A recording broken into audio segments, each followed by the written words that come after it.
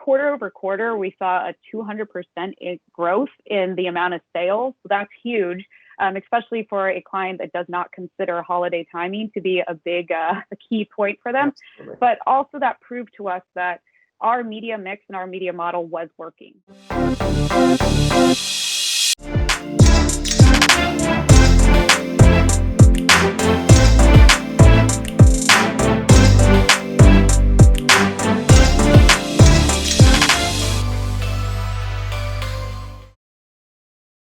Welcome to Fast Forward the Conversation. This is Zach Keeney here with the Mindstream Media Group. I'm here with Marie Zanderson. Maria, where are you coming to us from today? Hey, Zach. I'm located in sunny San Diego, finally sunny, looking out at the beach, and very excited to be chatting. Very cool. Well, we've got a cool storyline today. We're going to get to the point of shopper marketing for a CPG brand that we work with, and I think this conversation is really interesting because you and I both were involved in the courtship of this client, kind of toward Q3 and Q4 of last year. They were working with a big holding company partner, effectively, pretty broad-based digital, I would say, across the country. Really, kind of the opportunity for us was showcasing more of where's the true efficacy of media? Is my media working? Could you add some color to kind of where we started there, or where we started that relationship last year, in terms of where we somewhat redirected their strategy? Yeah, they were doing a lot of broad national media coverages, so a lot of awareness-based type of stuff, and which is very important. They are a CPG client, and they are not available directly on their e-commerce website. So that's really why the question is, hey, it's great, my advertising can be seen on some display ads, but what does it do? What overall impact does it drive? And so what we did is we kind of looked at it in a more narrowed scope. So we were like, let's make this a contained, controlled environment that we can actually measure what is your media driving and how is it being delivered, received by consumers. So we took their national campaign and we pinpointed or kind of selected a few DMAs or regional areas that we wanted to really focus their media delivery on to be able to measure it against those unexposed markets, as we call it, in order to see what happened in those areas. Yeah, I think that was terrific. I know we had some pretty heavy lifting done there from like our analytics and insights team, right, in pulling through retailer sales data, retailer density to effectively prove out, right, that not all markets are created equal. And especially for, this is I forgot to mention, it's a CPG product. It's effectively an appliance cleaner, right? It cleans the cleaner, a dishwasher. You think, something for your laundry room or kitchen. They've got a few different product lines there. But I think the interesting part there was pulling through all that data to really get some true visibility into if we can lift sales, if media does work, here's exactly how it will play out. Exactly. And I think the interesting thing, even when I was brought on to work on this account, is that it cleans appliances, and most people don't know your appliance needs cleaned. I was no, absolutely. So I was pleasantly shocked, but that's where really the bulk of measurement was centered around gaining awareness, but then also driving back to sales. So it was a little bit of a tricky undertaking, but it was a really interesting methodology that we discovered or kind of revealed in order to make it happen. Yeah, it was, it's one of our favorite case studies now. I mean, not to beat you to the punch, but I think some of the outcomes we saw there in Q4 in terms of the measurable lift, right? We had an A market, we had a B market, we had our control markets. And we did see a measurable lift in terms of the impact on media. And I think in each one of those A and B markets as well, we were testing some different partnerships in terms of platforms. Again, they're trying to find the ratchet that would increase sales, which, kind of leads me to the next point of what we're talking about today with shoppers. So we came off of that in Q4. I think had some really wonderful momentum going into the first quarter, which, as you might imagine, spring cleaning is really coming heavy into the marketplace, and COVID hits. Everybody's world, gets changed. How did that look for this client, for this product? Yeah, you touched on something that was of key importance. In Q4, what we honed in on was being able to determine which of the media mix was really being effective. So typically in the holiday season, they don't see it really as one of their prime seasonal periods, whereas everyone else sees the holiday season as like booming. But that's where we really kind of being able to test our methodology under those conditions actually revealed that it did work. Quarter over quarter, we saw a 200% growth in the amount of sales. So that's huge, especially for a client that does not consider holiday timing to be a big, a key point for them. Absolutely. But also that proved to us that our media mix and our media model was working. So in Q4, we were testing 25 DMAs. Come Q1, we expanded that to 50. And you kind of talked about how we identified them based on retailer density versus on overall population size in these areas. So step one, or a progression path from Q4 to Q1, was expanding into additional markets. And so then by that time, when we had spring cleaning creative come, which is really their Super Bowl, they get really excited about that. We had already grown our footprint into more DMAs. And then also we're able to measure not only what impact spring cleaning has, but also what impact expanding, taking your budget and kind of like stretching it a little thinner against these DMAs. Is it still effective? And we thought it was. And then as you alluded to, right, as we were getting ready to launch spring cleaning and getting really excited, COVID hit and everyone sheltered in place. Everything had to kind of shut down, which is huge for our client. As we talked about, they're not available online. So when the stores that's your direct path to purchase as a consumer are no longer open, you really wonder what's going to happen with this business.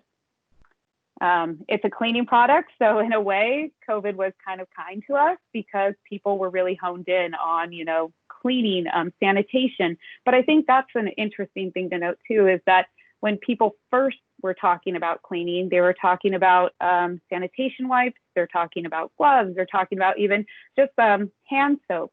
But being positioned as a product of, hey, did you know also like your appliances carry these germs, that they don't, washing your clothes doesn't also wash your appliance, what's in your garbage disposal? That was actually kind of a key point for raising this awareness around users who were really, their thought or mindset was in on cleaning overall. Yeah, I think it's interesting too, just to think about, so many things have changed with COVID. One of them, you and I are both in our home office, right? And I think that the overall usage obviously skyrocketed. You think about just eating from home more. You think about the use of laundry. I've got a couple small kids. I felt like it never stopped, right? And even the usage of those appliances, which I think, for this brand, for this product line, helped shine a spotlight on it specifically, right? There was going to be effectively a high tide of growth, right? Just based on the marketplace, which really brings us to the shopper piece. So we started effectively consulting on that side of the business, right, with the client, not effectively even in managing some of those programs. But I think this is the really interesting part in terms of an accelerator that we've been able to utilize, right? There's a high tide that raises all ships of you talked about bleach and, right, just other cleaning type sanitary products. But what have we done then in the time since, really even, I say post-COVID, really thinking about Q2 and most recently some of the changes we've made, not only in inserting ourselves with some of those retailers. Who are those retailers and how are we thinking about bringing that strategy more to life? Absolutely. I think when you think of retailer partnerships, a lot of times you think of, a managed service. So the retailers are these type of people we were talking to anyways, Target, Home Depot, and even Kroger's and Walmart. Thank you. The big behemoth, Walmart. Those were the prime retailers that we were looking at. And typically marketing or internal marketing teams have worked with these in a managed capacity, meaning this partner will come to you with a pretty deck and they kind of say, we will do on-site banners. We will also, allow you to tap into our social networks, do some retargeting on your behalf, and then we'll run it. And at the end of the campaign, we're going to deliver you a report 6 months or 6 weeks after it's ended. So it's kind of a black box. Yeah. And so the CPG or their shopper team actually came to us and said, hey, we really need some help distilling these. Like, what does it mean? What are we actually really getting out of these programs? And that's where we said, we're happy to help. The interesting thing about and how these retailers have actually evolved in a very positive way is that they now have portals that if you have media managers who are very familiar or comfortable with product listing ads or managing search campaigns or even just like on-site display, there are portals that you can tap in, and now the agency or the brand itself can run those campaigns. And so that's where we really stepped in and kind of looked at what are the entities or the outlets that we have access to, and we can deliver this media, manage this media on those sites, those direct shopper sites, retailer sites, versus what is it that we will feel comfortable allowing their being a Walmart, Target, and Kroger to run internally to continue with those programs. So being able to divide it up that way and have our team use their product knowledge to increase bids, look at audience segments, extrapolate this second party data into our current display DSPs, that was really a big win. And when COVID hit, a kind of a good problem to have, I guess, the client product was really running, was out of stock in some of those. Yeah. So allowing us to be able to time it for when they were able to stock the shelves, and then having our team pull the levers accordingly. Not only did we see kind of a slow uptick when COVID hit, but you saw a giant spike when we actually turned on the shopper in-house managed shopper programs. And we've been able to continue to see that, maintain that, even though we are kind of 3 months into this now. Everyone kind of wonders, when does the cleaning hype kind of like die down or the demand decrease? But we've been able to sustain it at like a very positive ROAS. I think right now we're trending aggregating at still 500% ROAS, which is great. And that's all based on the ability for our team to manage it in-house and be able to bump up when applicable and then dial back as well. Yeah, I really love it, just because there's the way we got there, with the team, on our media planning and strategy side, really just remaining curious about the business.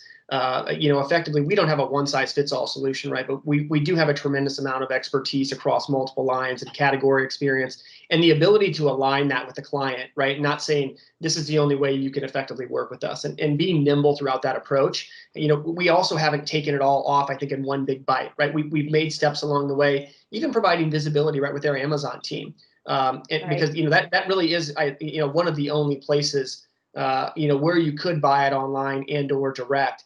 And just having that visibility to not only map out, I think, the effectiveness of our media program, but even where some of those non-paid media dollars are going and where we can be more influential in the process. I really firmly believe it's helped us wring out the towel, right? More than we would have ever had, even if we would have stayed, if you say like, within the scope where we started, which oddly enough, even just started, almost a year ago, as to kind of where we've gotten to today.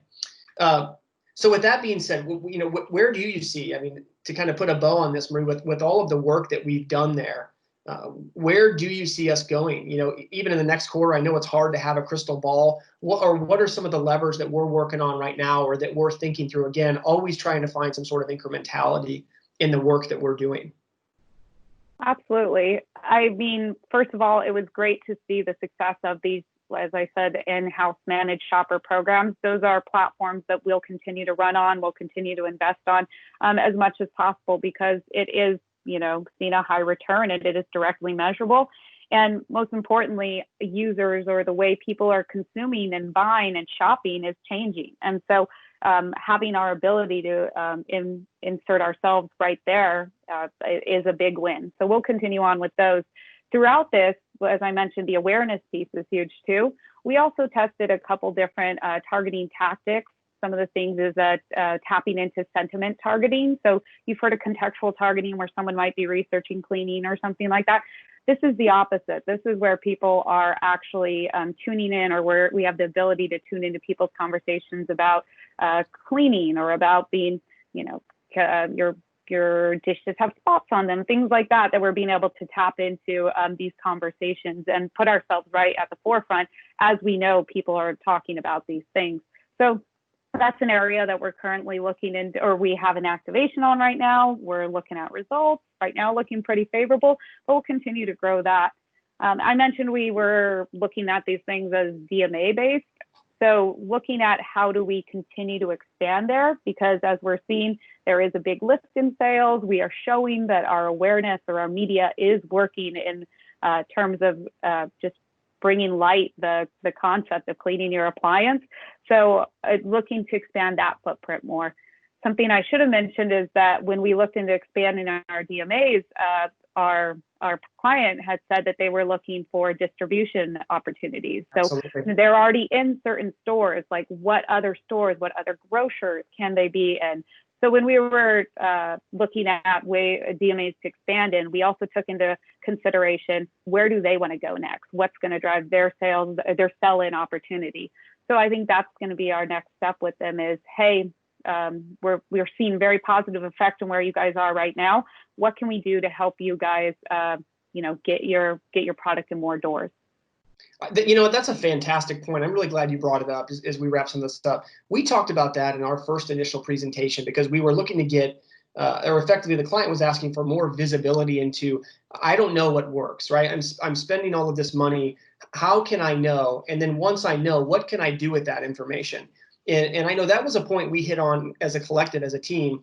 Once we showcased our Domo dashboard, I know we were pulling in retailer data. I believe the comment or the quote was, somebody said, well, all our salespeople use right now is this, I'll call it poorly put together one-page readout that they're going in and effectively trying to sell into other retailers. And one of the gentlemen, I think a brand manager, spoke up and said, having this at our fingertips is going to allow us to have much more effective regional sales-based conversations to get into the retailer. And I always find it interesting, always raises my eyebrows because I try to think of it always from the client side. And that is, what does media do? Where does media work? And then there's this big other of, where can media help me impact other parts of my business, right? And I'm super thankful for the team that we pour the time, effort, and energy into that to provide that visibility. Is it a game changer? I don't know. I know it's helping them have more effective conversations based on real-time data that's more up to date. Obviously, the retailers have sell-through data, but not if you're not carrying the product and seeing what your competition is up to, especially on the shopper piece of it. I just think is a wonderful final act to a play that you don't really account for when you're planning. What do you do with a few $1 million, and how do you bring it to life? Absolutely. I think one of the most memorable parts of working on this campaign or this client to date has been when we got the opportunity to stand not only in front of the account team and our day-to-day contacts, but we were invited to their overall sales summit, which was a little bit intimidating to stand up in front of all of these brand managers, regional managers, and say, here's what we've been doing for you.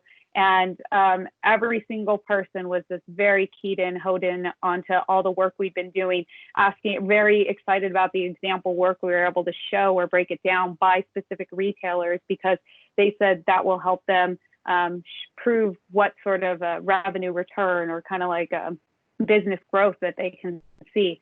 Some of the retailers only carry one of the products, some carry two of the products, three of the products. So it also would help those brand managers sell in not only like more of the current product they carry, but show them that if you increase the category or the brand products in their stores, they're going to be able to return more. People are interested. Really self-serving. That helped us too, right? And that led us to another introduction to an innovation team, and we've been able to win some more work. Which I think that's always the best way to win more work, is to showcasing case study work, proven work, walking people through the methodology, and then having extension business from it. So that's been really great for us as well. Absolutely. It's been great. It's been a great client to work on. The challenge, challenging when you first heard of it, but I think it's one of the most exciting ones that I work on day to day anyways. Wonderful. Well, Marie, thank you so much for your time today. I appreciate it. I appreciate your help in helping us tell this shopper marketing extension story with a CPG client. I know it's such a competitive space, but being relatively new to us as a client, again, even right in less than a year, I'm so proud of everything that we've been able to do from them, and a shout out to our team. And thank you for helping me fast forward the conversation today. I appreciate your time. Absolutely. Thanks for having me. Yeah, thank you.